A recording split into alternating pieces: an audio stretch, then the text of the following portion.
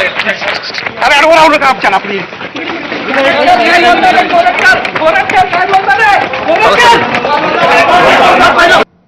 ही exclusive दृश्य बघतोय आपण एबीपी माझावर. कशा पद्धतीने दुसऱ्या मार्गाने कोरटकरला कोर्टामध्ये हजर करण्यात आलं याची ही दृश्य आहेत. अगदी मोजक्या लोकांसह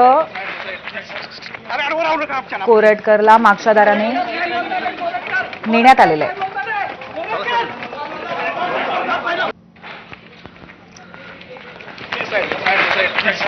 अरे अडवून राहू नका आमच्या आपली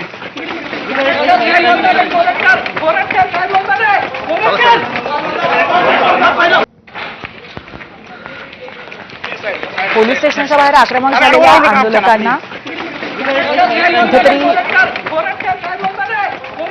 त्यांच्यापासून सोडवणूक करून घेऊन चक्क मागच्या दारानेच कोरटकरला आणण्यात आलेलं आहे. आणि याबद्दलच आक्रमक पुन्हा एकदा नाराज झालेले पाहायला मिळत आहेत, संतापलेले पाहायला मिळत आहेत.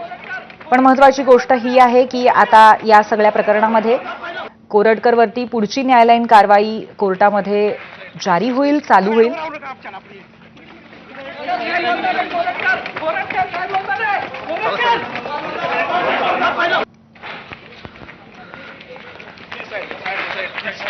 अरे अडवून राहू नका आमच्या आपली सातत्याने गेले काही दिवस, जवळपास एक महिनाभर प्रशांत कोरटकरांचं हे प्रकरण गाजतं आहे. कोल्हापुरातील रहिवासी आणि इतिहास अभ्यासक इंद्रजित सावंत यांनी छावा या चित्रपटावरती आपली भूमिका मांडली होती आणि त्यानंतर फोन करून प्रशांत कोरटकरांनी त्यांना थेट धमकी दिलेली होती. या धमकीमध्ये त्यांनी केवळ